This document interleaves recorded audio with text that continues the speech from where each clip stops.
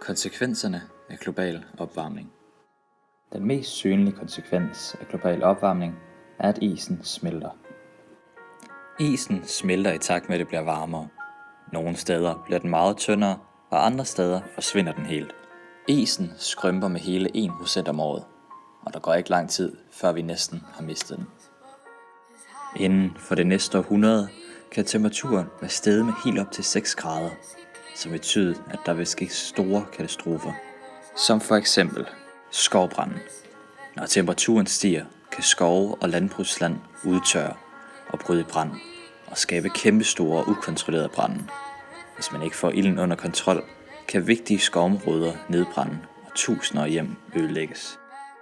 Oversvømmelser, kraftige regnskyl, stigende have og kæmpe store flodbølger kan oversvømme hus og være meget livstruende for mennesker.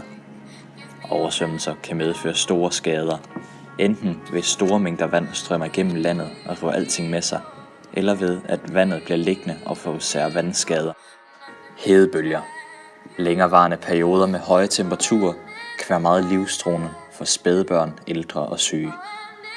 Antallet og længden af hedebølger vil stige og blive værre på grund af den globale opvarmning. Tyfoner. Tyfoner dannes over tropiske oceaner, hvor de får energi fra det varme overfladevand.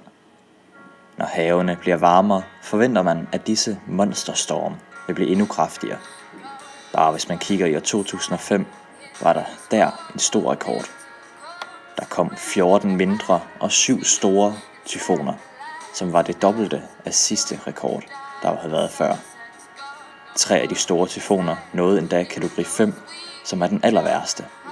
Herunder var den kendte Katrina, som dræbte tæt på 2.000 mennesker.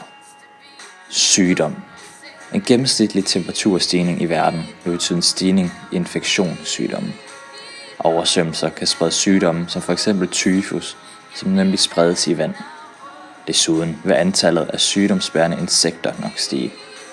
De kan flytte til varme områder og f.eks. sprede malaria, som der i forvejen næsten dør 1 million om året af. Konsekvenserne vil blive store for naturen og for både verdens rige og fattige samfund. Det vil gå ud over alle. Vi vil se tørke og oversvømmelser i et omfang, vi aldrig har set før. Det vil betyde sult og hungersnød for mange 100 millioner flere end i dag. Vi vil se mangel på ferskvand og sandsynligvis millioner af flygtninge fra lavtliggende kystområder og øer, efterhånden som havet stiger. Klimaændringerne vil også gå hårdt ud over naturen. Et meget stort antal arter vil uddø. Økosystemerne vil ændre sig, og mange steder, som allerede i dag er lidt tørre, vil blive forvandlet til ørken.